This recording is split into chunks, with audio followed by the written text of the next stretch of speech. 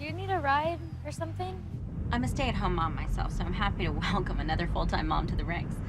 You know, sometimes I think it's like us against them, the career mommies.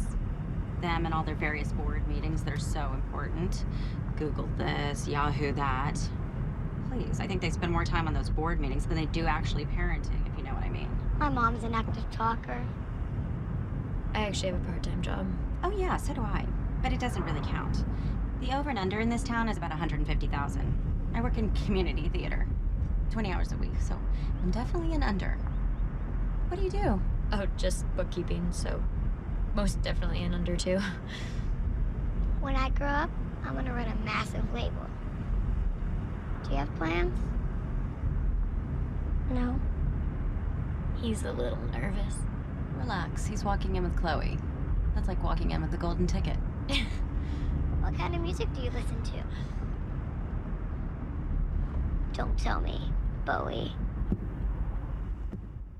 What you just heard is a scene from the first episode of Big Little Lies, an HBO series. It stars some of the great screen sirens of today, Nicole Kidman, Laura Dern, and the two people that you heard in that clip, and that would be Reese Witherspoon and Shailene Woodley.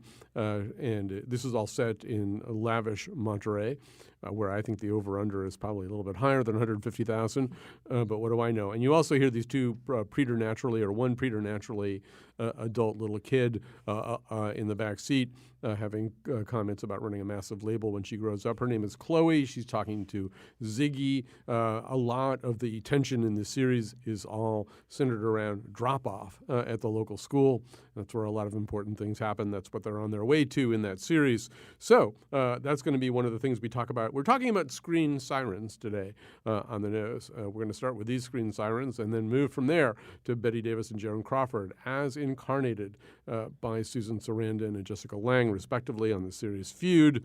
And if time, we'll talk about some other stuff. Now, who are we talking with? Perhaps you'd like to know. Teresa Kramer is a writer and editor of E-Content Magazine and the founding editor of The Cut, a online magazine for disgruntled adults of Connecticut, young adults, rapidly aging young adults. Tanisha O'Dugan is poor Tanisha. She's here surrounded on St. Patrick's Day by a bunch of the Irish. Tanisha Dugan is a producing associate at TheaterWorks. Carolyn Payne, who has cabbage and corned beef cooking at home right now, hopefully turned down very low, is an actress, comedian, and dancer. She is founder and director and choreographer of Kinetic Dance, among many other things. So we are going to start with Big Little Lies. I've actually sort of made a fatal mistake probably and allowed you guys to program this show a little bit. I mean, this was sort of your idea, and I just sort of said, okay. So in particular, and Tanisha is being dragged along in the wake of this, like me, too. So it's really Carolyn and Teresa who formed this cult around the series Big Little Lies, which I already was watching. It is created by David Kelley, famous for creating Ally McBeal and a whole bunch of other, and Chicago Hope and a whole bunch of other TV stuff like that. And then the director of the movies, Dallas Buyers Club and Wild. So it's kind of got impressive credentials and incredibly impressive a group of actresses at its core. Teresa, you and Carolyn have grown addicted in an unhealthy way to it. I don't suppose there's a healthy way to become addicted to something. But anyway, why? That's a very good question. I'm not entirely sure how to answer it. Well, I love a good mystery, and I think they did a bad job of selling this show as a mystery in the trailers for it, but that's essentially what it is. But, I mean, it's also got tons of big stars that you all named, so it's sort of prestige. It's prestige TV for women, right? Because so much of all the other shows are, it's Mad Men, it's Breaking Bad, and this has just got all our little ladies in it, and they're, rocking out. Well, being horrible. Behaving badly. Yeah. It's women behaving badly. Let's talk about a couple aspects of that. So, Tanisha, Teresa said mystery. So what they do in this thing is they have you backing into a mystery all the way through it. My understanding is, I forget how many episodes we've all watched now, but however many it is, this mystery has been dangled in front of us since the first episode with this Greek chorus of townspeople kind of just talking about all the respective personalities and how you kind of knew this was going to culminate in something like murder or violence. But what we don't know is who has been murdered or who stands accused of murder or what they're talking about. And this has been going on for many, many episodes now. I would argue, but I'd be interested in particularly you as dramaturge that you are, I don't think this is a mystery. If I were really interested in mysteries, I would never watch this. I would never watch a mystery where they refuse to tell me anything about the mystery. Yeah, totally. I'm like 2.5 episodes in, and I heard you say, read you say that this was a mystery, and I was like, it is? I guess it kind of is, but it's really more of a meditation on these mothers and their like lives in this town and what matters to sort of upper middle class parents. The mystery is sort of an interesting way to give us like that inside man, if you know that Spike Lee movie, because like kind of that inside man look at the Greek choir, as you say.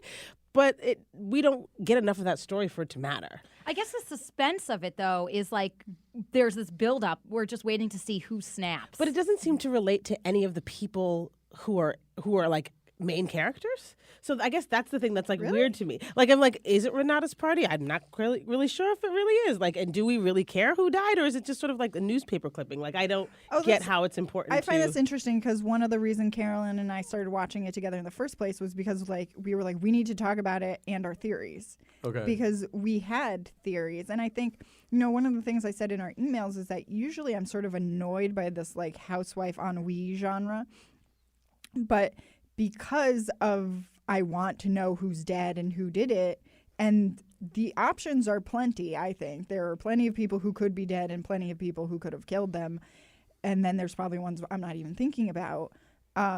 That's really what keeps me watching. I think it is possible to have either one of those reactions. The person with whom I watch this show is very interested in the mystery. I've checked out on the mystery totally. Yeah. I do. By the time they tell me, I won't. I don't care. I honestly don't care. Yeah. And you haven't seen them on the screen at all, so.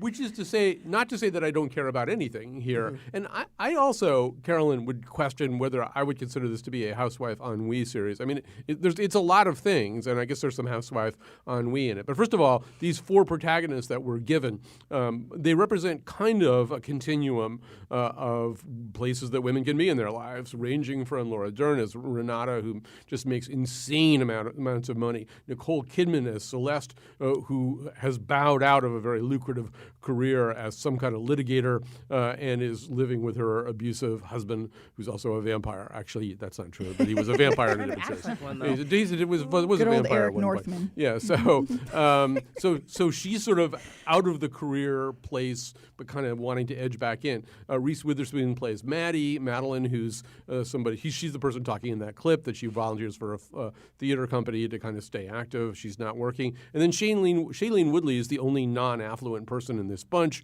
She and her kid Ziggy have moved there. They're renting a kind of shabby-looking, at least by Monterey standards, house and trying to eke by. So and Zoe Kravitz fits that and Zoe bill Kravitz, too. Yeah. And Zoe Kravitz is married Madeline, Reese Witherspoon's ex-husband. So I don't know. It's not really a housewife. I don't know what exactly it is. I mean, it is housewives sitting around in a very expensive-looking coffee shop that overlooks the water. Well, the whole show is expensive looking. Yes.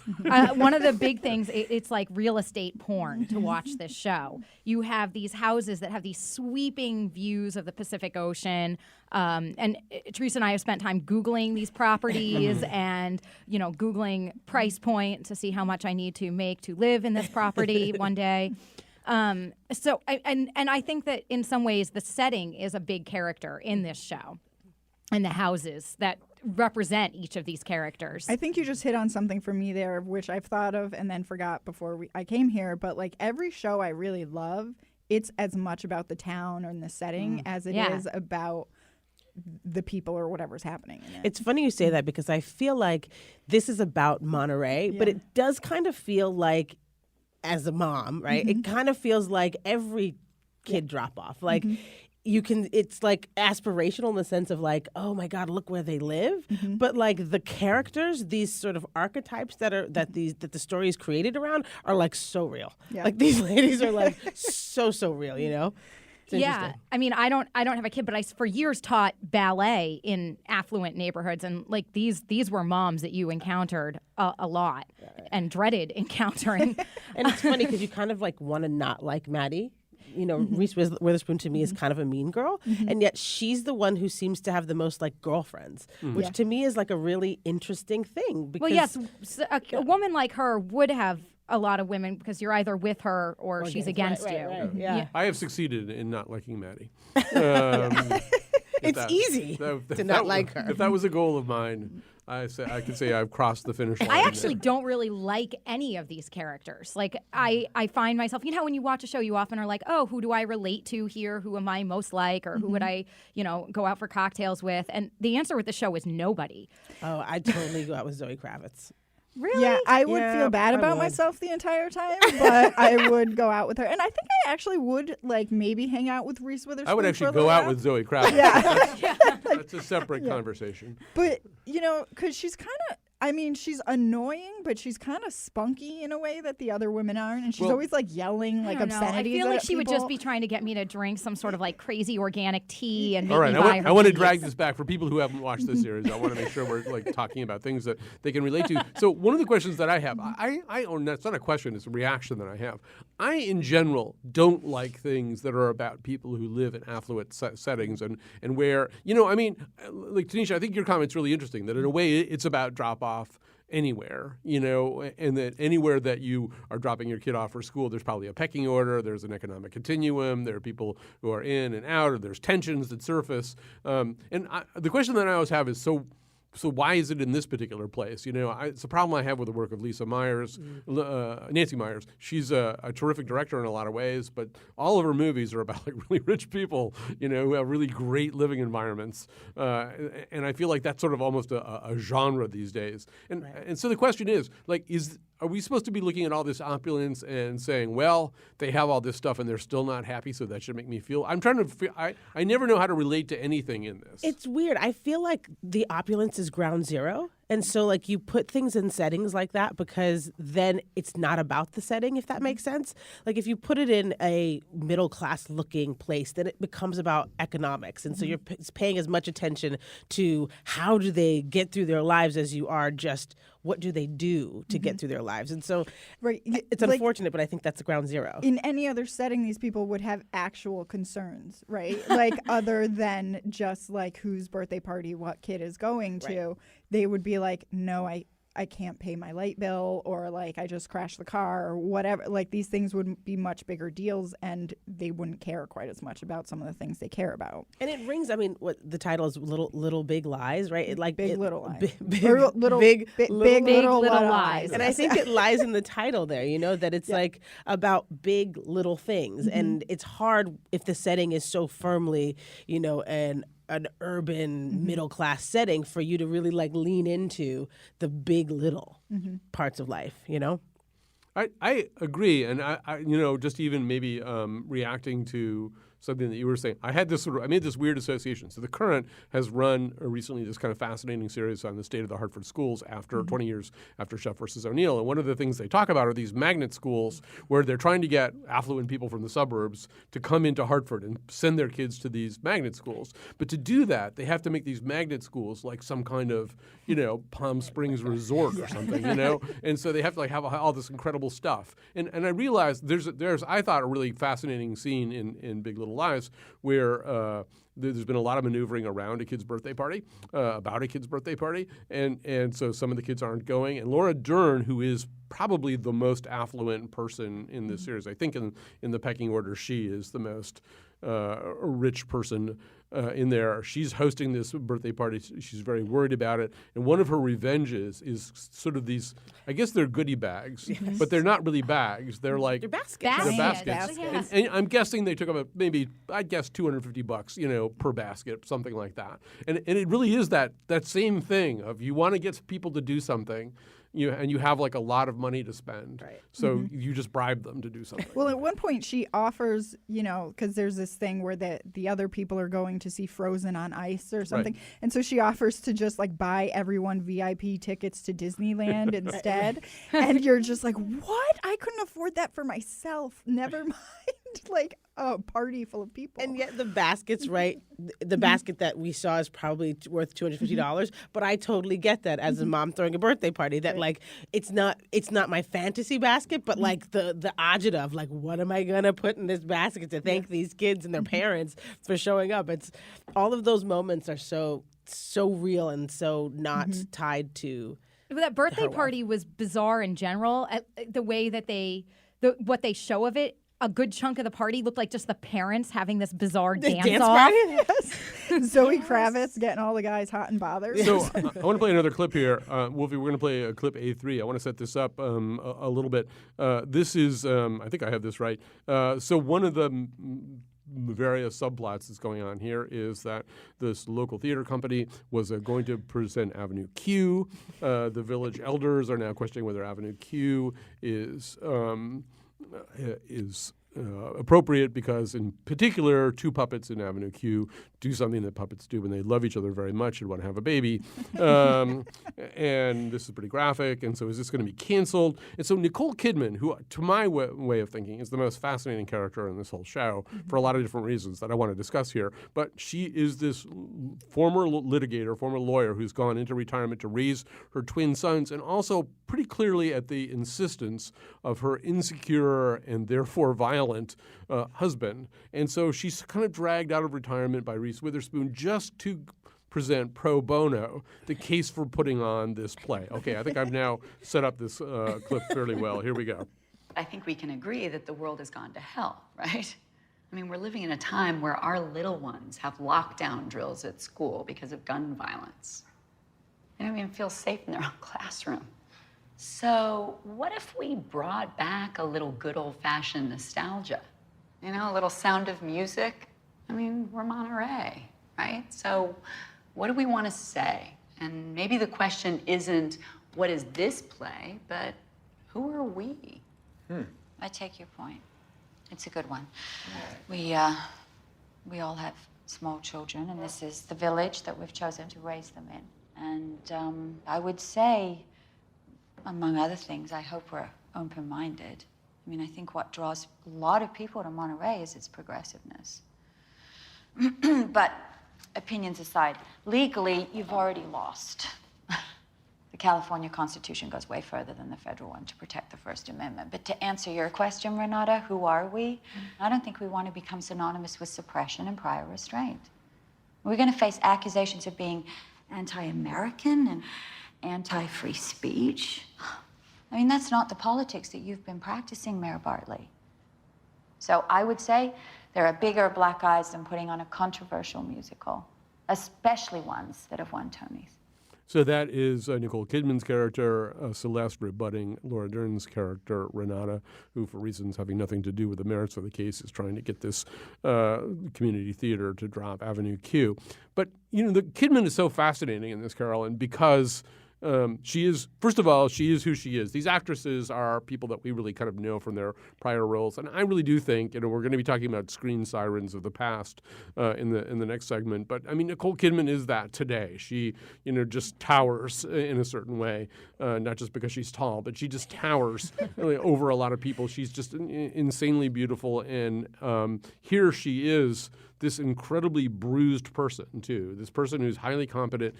And to me, this thing's treatment of domestic violence is the thing that makes it worth talking about when otherwise it might be 90210 for grown-ups.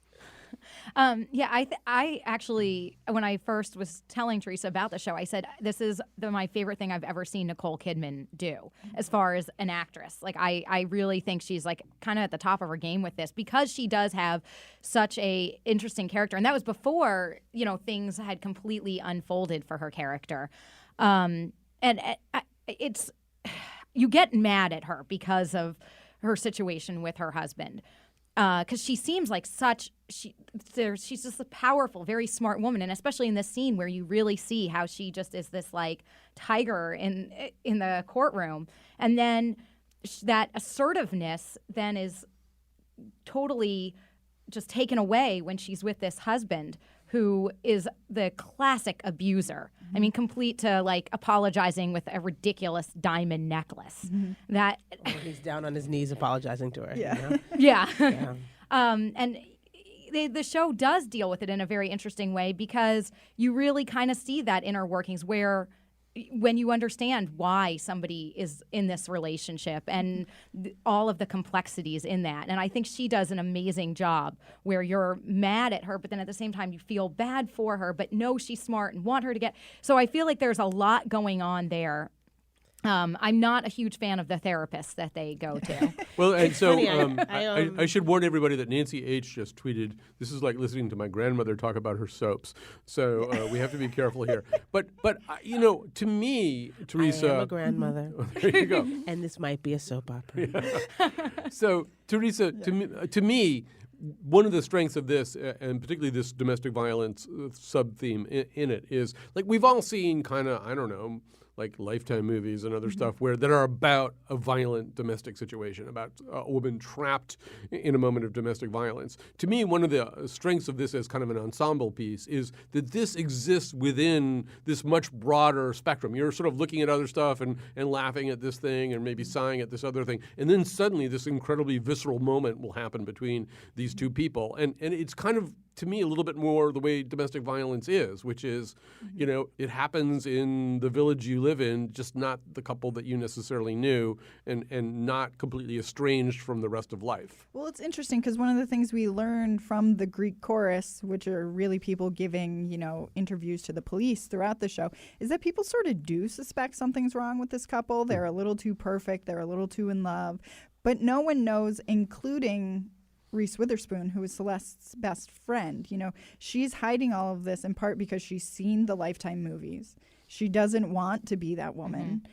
And she knows she's not, right? That she has all the resources in the world to walk away from this person, but she actually does love him. They have like a kind of weird, creepy, passionate relationship, and she's not able to just walk away. Well, and Teresa, this might be one of the rare instances where you see domestic violence depicted where I think people will join me in this.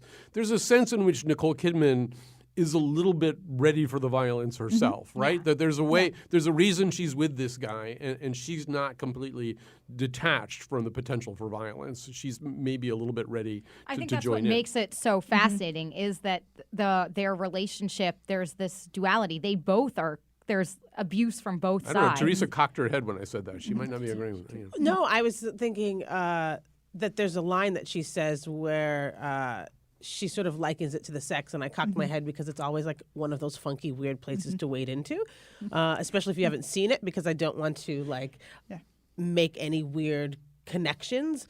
But that's built into their relationship, and she does make, Kidman does make a comment about how it's part of their passion, it's part of their sex life, it's part of what attracts her to him, which is controversial, as a thing, and so.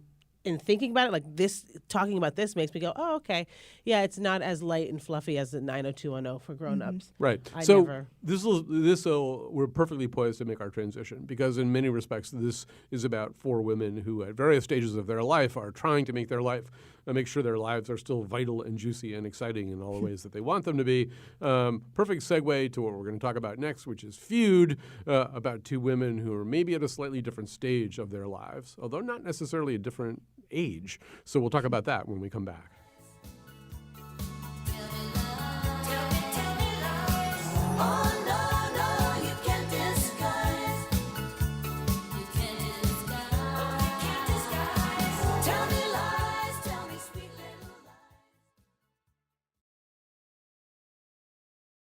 We are back. Joining me in the studio today for the news are Teresa Kramer, Tanisha Dugan, and Carolyn Payne. We're going to talk about Feud, Betty and Joan. We're going to play a little clip to get you started here. What you're going to hear is Jessica Lange playing Joan Crawford, talking to Susan Sarandon, playing Betty Davis. You will hear the name Lucille. Lucille was the given born Christian whatever name of Joan Crawford. That's something that Betty Davis taunts her with a little bit. So this is from the opening episode in which Joan Crawford is basically pitching the idea of doing something together. That something is going to be whatever happened to baby Jane. Guess what, Betty?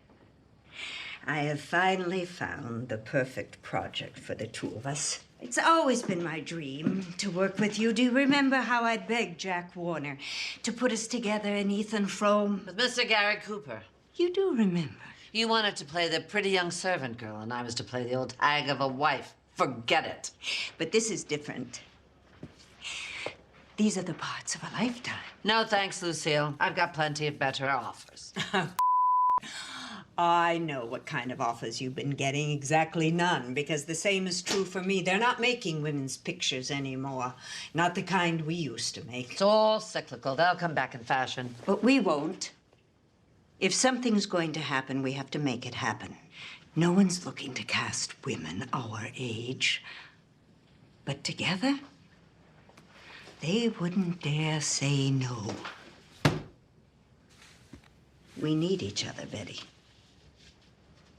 So, what the hell happened to her anyway, Baby Jane? Read it. Find out. Oh, I'm offering you the title role. The lead. You can call it that. All right, so that then is part of the opening kind of exposition of Feud. A few things to take note of. Of course, they're exactly right. It'll cycle back into fashion. Someday there'll be a show about women living in Monterey where the women's stories are told in a wonderful way, and the actresses. Well, I will make the point that Nicole Kidman right now, and she really could not be more lustrously beautiful in Big Little Lies. She is 3 years younger than Bette Davis was when she had to make whatever happened to Baby Jane because she was so hopelessly over the hill. And that has a lot to do, I mean, I hope we can talk about this as we go along, with how people age these days as opposed to back in those days. Susan Sarandon is 70 years old right now, playing the 52-year-old Bette Davis, and quite convincing as a 52-year-old. So people age differently these days. I feel like there are some connections from one thing to the other. And Teresa, I think some of the connections have to do about power. Like, how do women get power? How do they hold power? It's a different equation now than it was then. But I don't know. Do you see any? Yeah. Well, one of the things that interested me about this was specifically that it was about whatever happened to Baby Jane, because I was obsessed with this movie when I was probably like 14 or something. I would go to the movie, literally rent a video of it, and watch it all the time. And I had no idea that she created it. So one of the scenes in the opening or in the first episode is her sending her weird, creepy maid out to get every book with a woman on the cover, and she's just going through all of them, trying to find a story that she can turn into a script, and really reclaiming. She's doing what a lot of women, and maybe even a little bit with Big Little Lies, because I know that Reese Witherspoon brought Wild to Marc-Vallée or whatever his name is. And she was like, this is the kind of stuff I want to be doing. And that's exactly what Joan Crawford is doing in this movie. It's funny. I think there's an interesting connection between power and career between the two shows, and that Joan took the power. She took the bull by the horns and was like, I've got to work. Work is at the center of my life. And we see that with Laura Dern. And so there's an interesting connection there. And it's also interesting to see how these women are sort of managing their lives around this work that is at the center of who they are. All of these women in both these shows are like out of control. Like their lives are kind of spiraling out of control, and it's all of these grabs to get that control that makes it fascinating. They're really just trying to dig their feet in and stand their ground and move forward, when literally they're just getting, everything is just kind of. But at the same time, it's also about how, in their efforts to gain control over their lives, they're sort of hurting other women in the process, right? Like, as much as Joan Crawford brings Bette Davis into this, the two of them are just sniping and competing constantly, and it seems to be mostly from Joan Crawford's end. Bette Davis seems like, what is she doing? Line? Yeah, I do kind of feel like I don't think Bette Davis was all that innocent in all this. I did try to do a little outside reading about that. I do want to play another clip from this. First of all, I think we can all agree the casting here also is pretty marvelous, particularly down to some of auxiliary roles, especially Alfred Molina and Stanley Tucci playing the director Robert Aldrich and studio head Jack Warner, respectively. But there's lots of other nice little surprises, including the young lady who played Sally Draper on Mad Men back in a slightly older role. But I do want to play a conversation between Jack Warner and the director Robert Aldrich as incarnated by these two actors that I think might lead us into our next area. Here we go. I created goddesses, Bobby. I created goddesses. I was Zeus, and they were a couple of Aphrodites. But you know what happens to Aphrodite when her tits start to sag and her pictures start losing money? Or Venus, who should just look pretty and keep her mouth shut, and she starts having an opinion about everything. You know what happens to her? Zeus picks up a lightning bolt, and he hurls it right at her head, and he splits it open. That's what happens. You got a pretty short goddamn memory, Bobby. What does that mean? That bitch Davis sued me in 1936 to get out of her contract. She literally sued me. Bobby, I was so upset about that I got an ulcer and hemorrhoids from it. I still have them. I'll show them to you. And you know what else? I won that suit. I won it. And she was ordered to come back to work for She just wanted better parts, Jack. A say in her own destiny. Yeah, okay, fine. But because of her selfishness and her bullheadedness, the entire studio contract system came crashing down. The whole thing! Because of her! She's the one who put the crack in the levee, and you want me to work with her again? Are you crazy?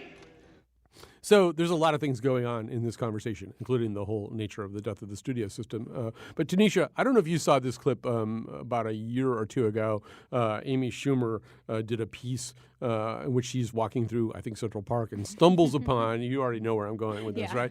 Maybe you haven't seen this clip, where she stumbles upon Tina Fey, Julia Louis-Dreyfus, and I can't remember who the third woman is. And they're celebrating Julia Louis-Dreyfus's last day of sexual viability, which is actually expressed as the word blankable. It's the last day she's going to, and she's excited because I think among other things, she has melted Ben & Jerry's ice cream, which she's drinking right out of the container because she doesn't really, right. She doesn't have to maintain this particular level anymore. Right. So all bets are off. She can do whatever she wants. Right. And to me, that's, you listen to this conversation between Warner and Aldrich, and it seems like a couple of cavemen talking from the very distant past. But I don't think Schumer could have gotten laughs out of that bit if it weren't kind of true today. Oh, absolutely. And it's so hard as a producer, right? When you're looking at casting work and as a woman, realizing that sometimes that's just true, right? Like, it's just true. And yes, Susan Sarandon is still effable, like, for sure, but there's not very many 70-year-olds like her, and it's the moving pictures, emphasis on picture. So it's a tough thing. And yes, you're right. It does sound like, two cavemen talking about, women not pretty. But I think there's, in the Amy Schumer sketch, she says, industry. How do you know that you're not effable anymore? And they say, oh, well, it's just the little things, like when you get called in to play the mom and all these things. And as a performer myself, those are the things that you dread. I had to play a mom. I've played a mom twice in a commercial, and it was awful. Not only do you have to work with a child who's adorable and stealing the scene, but also you're like, oh God, I'm the mom now. And it's funny, you had brought this kind of up when you're like, what does it mean? We age differently now, which to me is just, a wink and a nod to the fact that, now. Right, exactly, that we've got surgery and Botox, and and I love maybe that. We know a little bit more about eating better and not smoking all the time. Yeah, I'm sure that's everywhere. Yeah. But I loved, that scene where she's rubbing the lemon on her elbows. That's what I tweeted after the first episode. I was like, my big takeaway is, should I be rubbing lemons on my elbows? No, because essentially it's probably bad, actually, thing to do with something that astringent. But anyway, so I want to just explore a little bit what the politics of this series are, because it's kind of interesting, right? I mean, first of all, Ryan Murphy's the guy who created this. He's got the acted version of the O.J. story in his past, his American Horror Show, also, and stuff like that. So he's kind of a big mocker in the business these days. He's like the next Warner. Yeah, he is the next Warner, and he's been very generous about sort of boosting up the careers of some aging actresses, including Jessica Lange and Kathy Bates, who also appears in this. He has a company, no doubt. He has a company, and he's really working on that. Yeah. My question, though, is, as I'm watching this, okay, so I think we agree that the way that Joan Crawford and Bette Davis were going to get this work was, to make this particular movie, Whatever Happened to Baby Jane, was that there was going to be a kind of electricity generated by the idea of these two fading sirens who didn't like each other very much, and Hedda Hopper, marvelously played by Judy Davis in this series, is going to work to, create some buzz around that. That it was sort of like watching a dogfight, right? That there was this kind of sense that some of the buzz and some of the box office for this motion picture, Whatever Happened to Baby Jane, would arise from the notion that these women were really actually at each other's throats, and which is disturbing if you think about that as something that sells tickets. But now I'm wondering, is this something that's selling tickets now? Right. I was is it disturbing? I don't. Do we have an equivalent of people? I mean, Mariah Carey is always feuding with somebody, but other than that, do we have a sense of any actors or actresses who are? I feel like that's at the heart of every Us Weekly. I mean, it's all about the fights. That's what it is. I mean, what was interesting to me is that Robert Aldrich, in fact, got involved in it because, like you said, it is about these two titans fighting each other, because it's more interesting to watch women fight each other than it is to watch them get along. I mean, that's at the heart of Big Little Big Lies, is these women fighting with each other. That is entertaining. That's interesting. Yeah, I just can't think of, I feel like we more often have feuds between a male and female co-star that you'll hear about. Donald Trump and Rosie O'Donnell. Right. Yeah. Or I mean, I guess there's the Katy Perry, Lady Gaga feud that goes on. Taylor Swift, Kanye West. Yeah. Yeah, it is. Somehow or other, there's this notion these days of sisterhood, and maybe now it's a fictional entertainment that Jennifer Aniston and Angelina Jolie is being suggested, but that's fighting over a man. Yeah, right. But I also don't get the sense that either one of them is actually feuding with the other. That seems. Although, completely if there was a movie to be made and they put Angelina Jolie and Jennifer Aniston as the leads in it, that would be incredibly salacious. Everyone would want to know what's going on behind the scenes there. I'm actually surprised no one has honest. It's thought not of going to that. be breaking news when that actually happens, because it will, whatever happened to Baby Jane. And we should say that Ryan Murphy kind of specializes in creating these series that kind of have repertory companies or people switching around in different roles. This is called Feud, and then the names of the two feuding people. But apparently it's going to be part of an ongoing series. Some of these performers will be coming back. I believe Charles and Diana might be is the next season. The next season of this. So Feud. Yes. A feud. So there's going to be more of these kinds of things about people who are feuding. I mean, he's tapping into a zeitgeist, let's be honest. And I think it's silly to say that's not what sells. That maybe it's not the tip of our tongues right now what those feuds are, but I think they're so embedded in our consciousness that we don't even recognize the fact that there are always some kind of celebrity feud. That is just at the heart of entertainment, of Hollywood, I should say, not just entertainment. One question that I had, this is so much obviously a series about women from a certain generation reaching a certain age and losing power and losing commercial viability. And so you see, once again, this is another series with a Greek chorus. The Greek chorus this time is Kathy Bates. Catherine Zeta-Jones. Catherine Zeta-Jones is Olivia de Havilland. Kathy Bates is Joan Blondell. I think Sarah Paulson, I forget who Sarah Paulson is. But there's sort of all these sort of actresses of that time who come on as a Greek chorus and sort of comment on the unfolding action. But, one of the people who's not really mentioned is Katharine Hepburn, who was an actress of that generation and somehow or other wasn't ruled by any of these things, right? Somehow or was able, at least from our vantage point, to chart her own destiny. There was never any discussion, as there was with Joan Crawford, maybe she was sleeping with studio heads to get better. Just none of that stuff. Well, she broke all the rules, right? She was like, I'm going to wear pants and I don't care what you have to say about it. So it was almost like she was just like, these don't apply to me. I'm just going to continue being Katharine Hepburn, and there's nothing you can do about it. I think there's one part in one of the episodes where one of the studio heads makes a comment about, what if we use Hepburn and so-and-so? And they were like, she was like, Catherine? And you're like, no, Audrey. Audrey, and that's I right. think it's because, like you said, she was a boundary breaker in so many ways. And perhaps, Warner said, like of Joan Crawford or Bette Davis, whatever one he was not interested in. It's like, I don't want to deal with that woman who's got her own agenda and her own plans and her own, outlook for her career. We're going to go to a break here, although before we go to recommendations and endorsements and things like that, one thing that this did make me do, I haven't really had a chance to do it yet, is I want to go back, and I haven't watched a lot of this stuff because of the person that I live with, it's not unusual for me to come home and find Dark Victory or now Voyager or something playing. TCM is like a default channel in my house, but I haven't really sat down and watched many of these movies in a long time.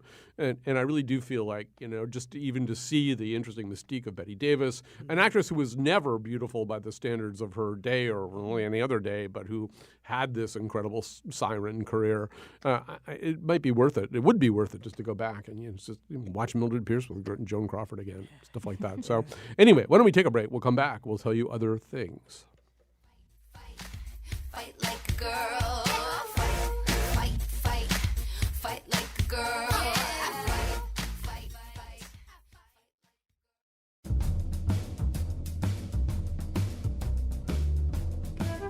Today's show was produced by Jonathan McPants and me, Kyone Wolf. Amanda Fish is feuding with Hazel Cologne. The part of Bill Curry was played by Jack Warner. For backstage Hedda Hopper gossip about the show, visit the Colin McEnroe Show page on Facebook. On Monday, with help from British intelligence and microwave ovens, The Scramble investigates the White House's attack on the sinister Meals on Wheels program. And now, back to Colin. I don't really know whether we're doing that on Monday or not, but my new theory is just pick three things, put them together. That's a news item these days. All right, so you want 60 seconds to complain about Rachel Maddow? I can do that under the rules of our committee. Oh, yeah, I just... well, I should say that we had thought about a third topic, and it was going to be Rachel Maddow's big reveal on Tuesday night, which was supposedly this really exciting thing about Donald Trump's tax returns, but wasn't. And it did sort of make us all, I think, pause and think about how we feel about Rachel Maddow these days. It did, and it made me sad because, you want to believe that somewhere in the universe is a journalist with a microphone that cares about journalism, and it just seems like it's not there anywhere. No, the Fourth Estate feels like it's lacking, and she seemed like a potential. She seemed like when she arrived on the scene, she was very exciting, fantastic. Yeah, maybe somebody who was a real game changer. Maybe she's been changed by the game. But that crappy 2 pages of non-important Trump information. But that's what public radio's for. We'll never abandon our standards, except when we do shows like this one. So, just kidding. Exactly, grandmas and soaps, okay? So now it's time when I make all the corrections and stuff like that the producers have been trying to tell me about. So the person I couldn't think of who was in the Amy Schumer bit was Patricia Arquette. She and Tina Fey and Julia Louis-Dreyfus. And Sarah Paulson is playing Geraldine Page on Feud. I don't think you've gotten to that episode yet. That's... that was last night's episode. Yeah. Time to recommend things.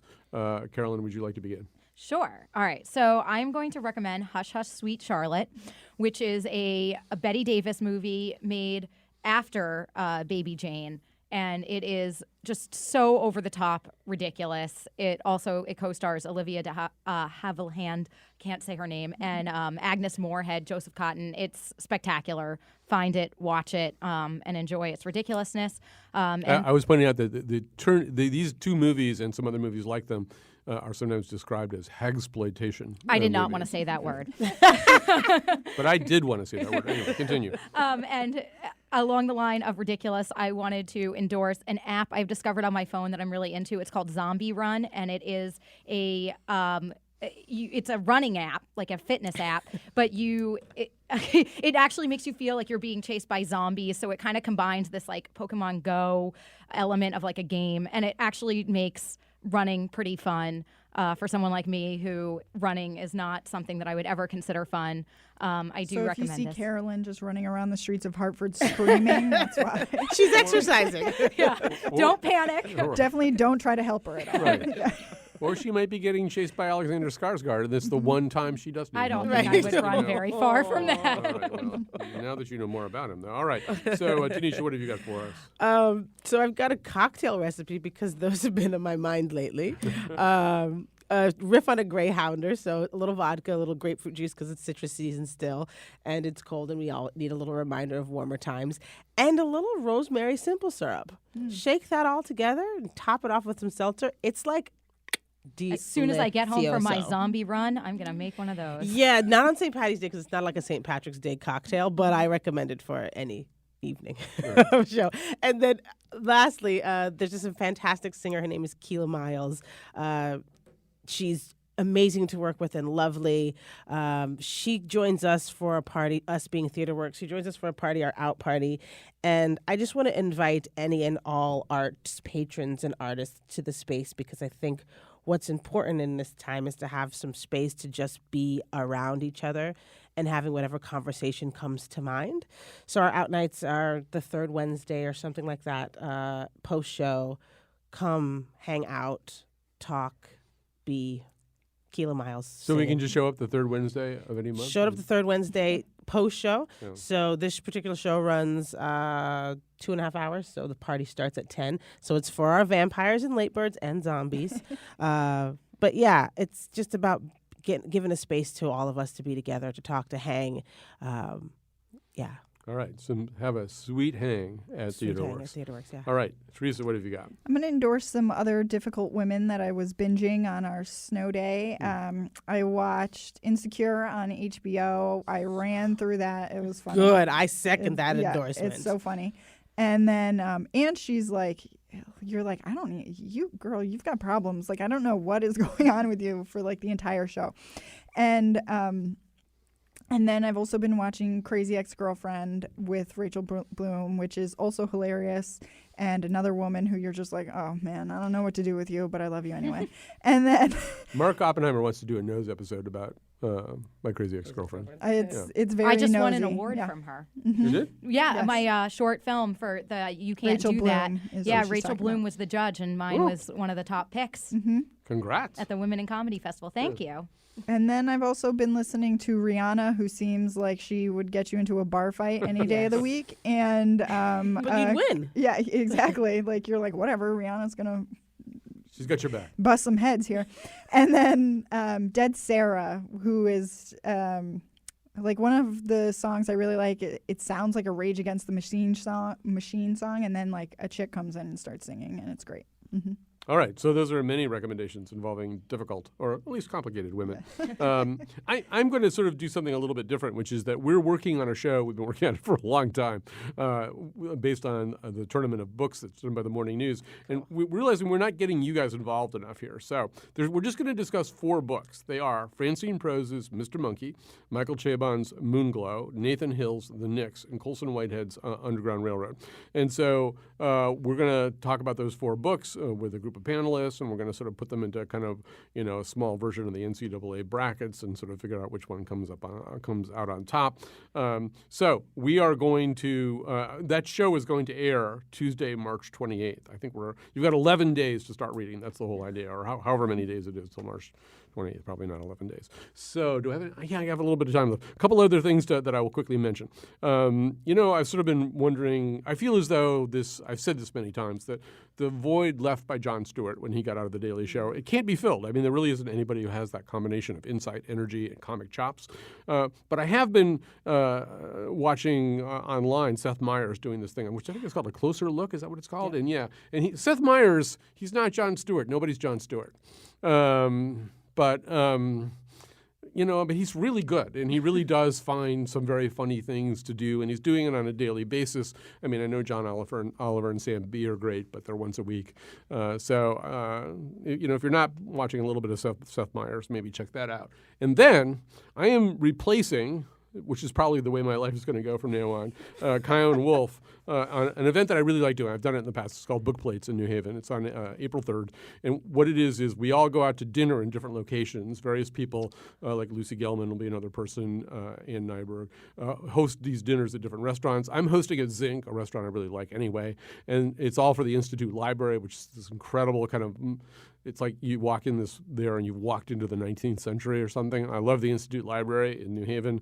And so I think if you contact the Institute Library at institutelibrary.org, I think there are still spots open. We go out to dinner in these different restaurants, and then we just walk over to the Institute Library and have kind of a dessert party, and there's music and whatever else. And so that's lots of fun. And so there's going to be a lot of disappointed people at Zinc who think that Kyone Wolf is the host of this thing. So some of you sign up who won't look so disappointed, and that'll make me feel better. And it's been wonderful visiting with these 3 difficult women, Carolyn Payne, Tanisha Dugan, Teresa Kramer. I can't imagine 3 difficult women that I would rather spend a Friday afternoon with. So thanks for that, too.